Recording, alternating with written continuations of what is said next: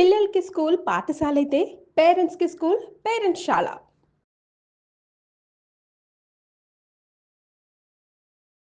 నమస్కారం. సుమన్ టీవీ ప్రేక్షకులందరికీ శ్రావణ మాస శుభాకాంక్షలు.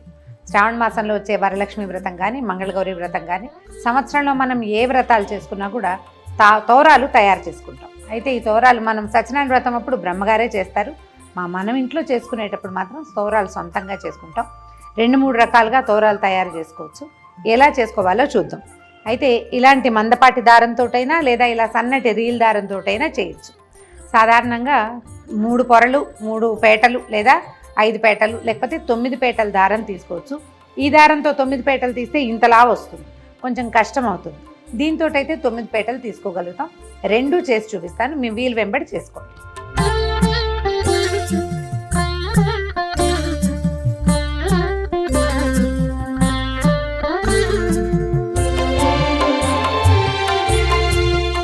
ఒకటి, 2, 3,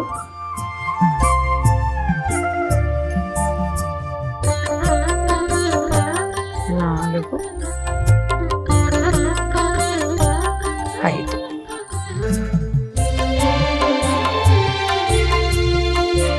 5 పోగుల దారం తీసుకున్నాము. దీనికి పసుపు రాసేసి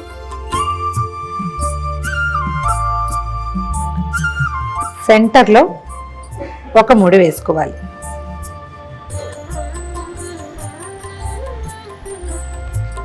ఒక చిన్న మామిడాకుని తీసుకుని దీన్ని సన్నగా చుట్టాలి. ఈ మధ్యలో పెట్టి గట్టిగా ముడి దగ్గరికి లాగేయాలి.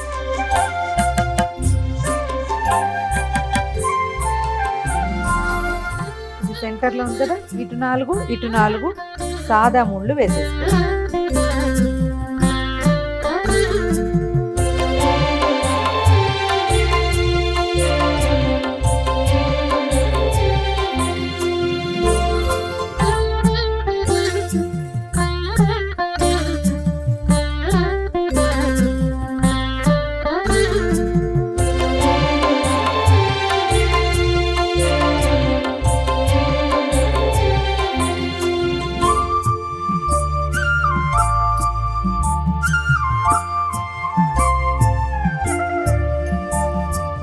మన దగ్గర పువ్వులు లేనప్పుడు ఈ మెథడ్.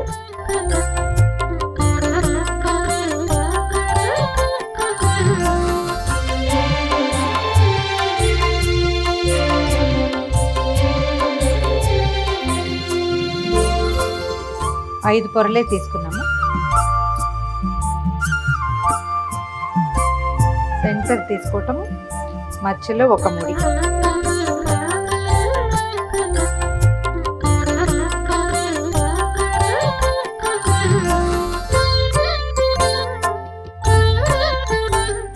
మధ్యలో పెట్టి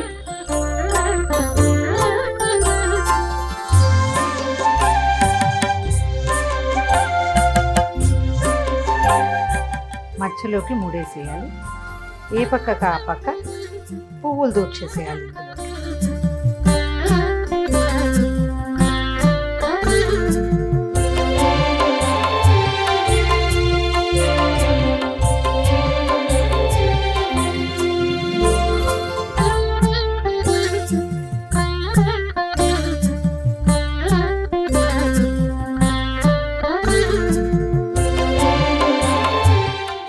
ఇది మందపాటి దారం కాబట్టి ఇలా వేస్తాం.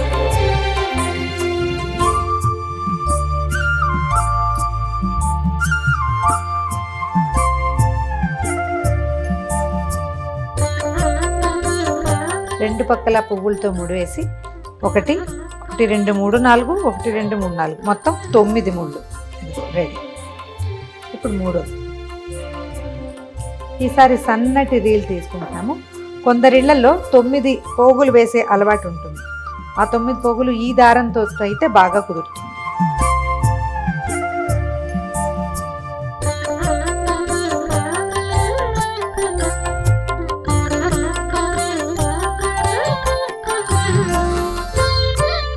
రీల్ దారంతో 9 పోగులు తీసుకున్నాము.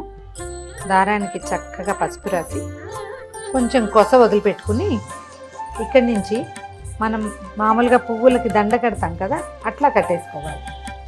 ఏవైనా సన్నటి పువ్వుల దండ కడతాం కదా, సన్న సన్న పువ్వులు ఉంటాయి.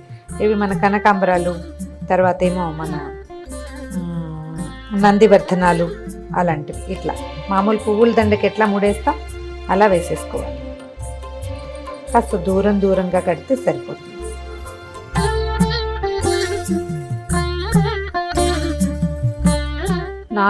దాని ముళ్ళు పడ్డాక 5వ ముడికి ఒక చిన్న మామిడి ఆకుని పెట్టుకుంటాం.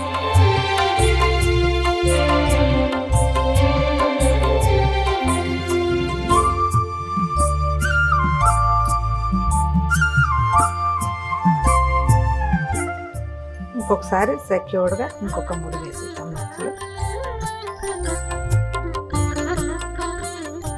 ఇంకొక 4 ముళ్ళు వేస్తే సరిపోతుంది.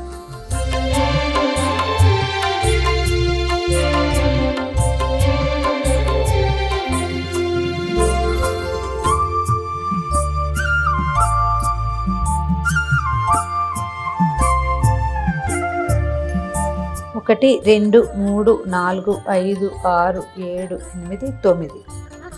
1 2 3 4 5 6 7 8 9.